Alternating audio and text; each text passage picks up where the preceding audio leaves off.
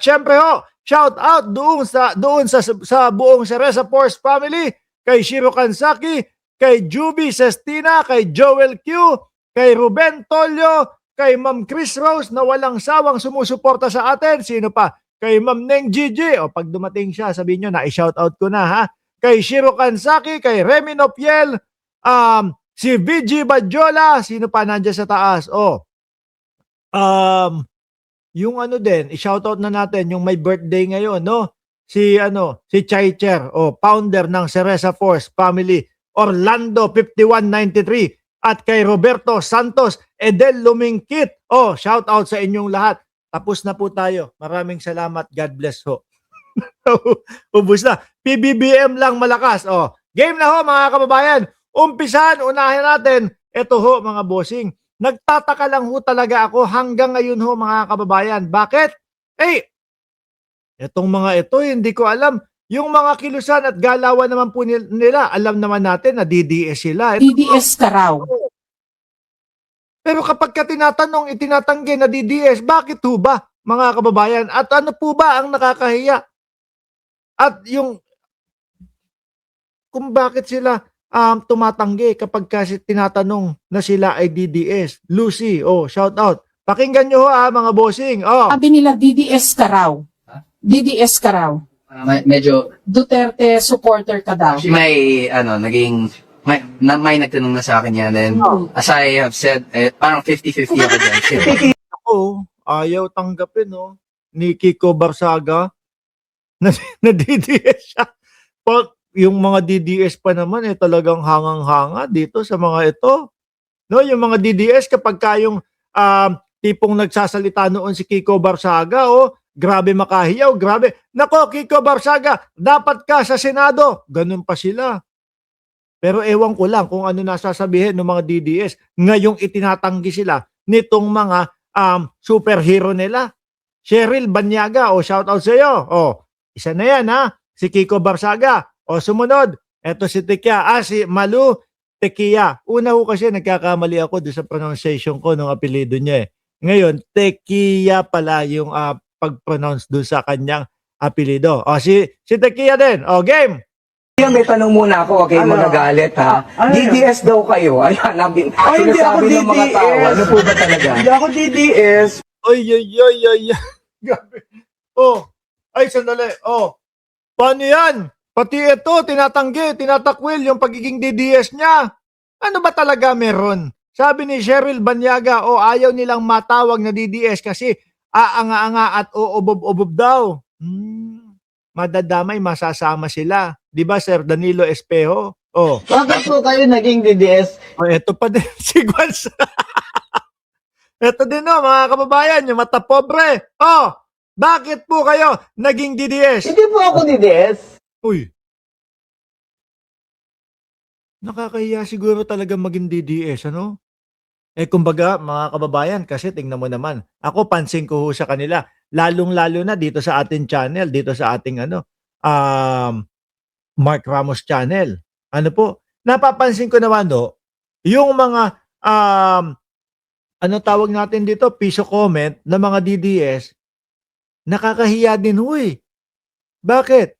Biruin mo, ito, umaabot tayo isang oras at kalahati, yung talakayan natin, yung kwentuhan natin. Tapos ang isasagot lang sa iyo, ang iaano lang sa iyo, ang ibabala lang sa iyo ng mga DDS, bayaran ka.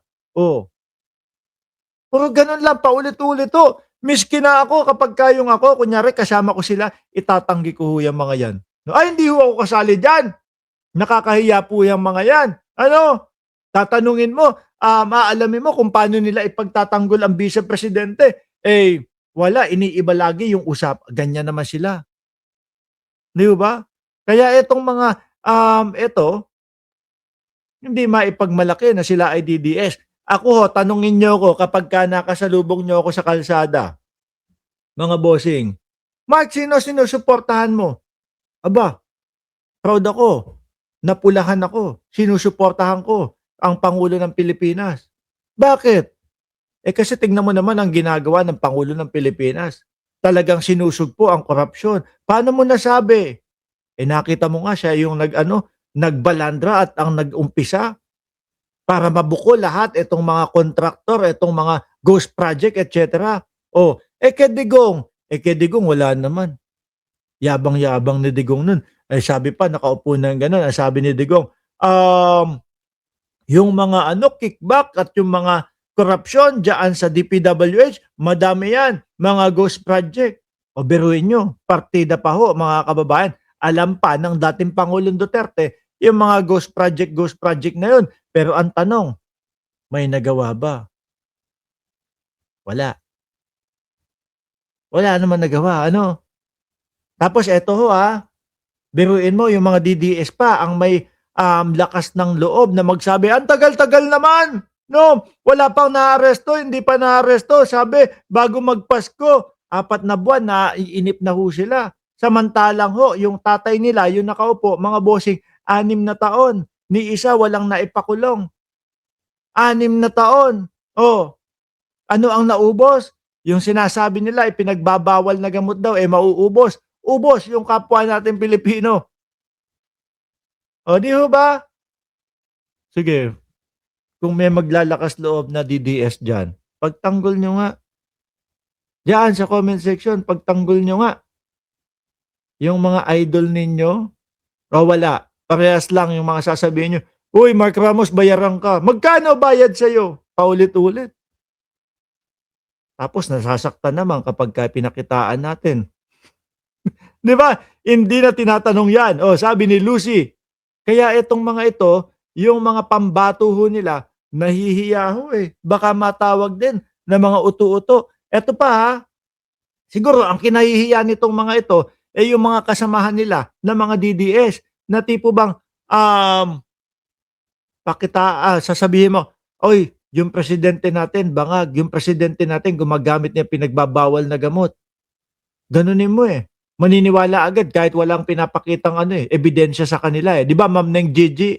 Wala ka pa, na-shoutout na kita. O, saan ka pa? O, di ho ba? Uto-uto, mga kababayan.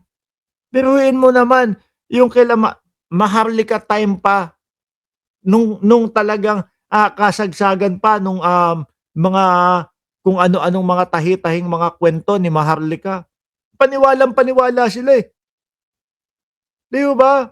Oh, meron kaming video, ilalabas na, ganito, babagsak na, bababa na, si Bangag.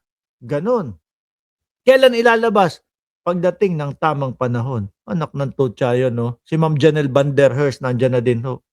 Kaya itong mga ito, ikinahihiya po na matawag sila na mga DDS. Yun lang ho yun, mga kababayan. Alaws naman kasing mga tira, no?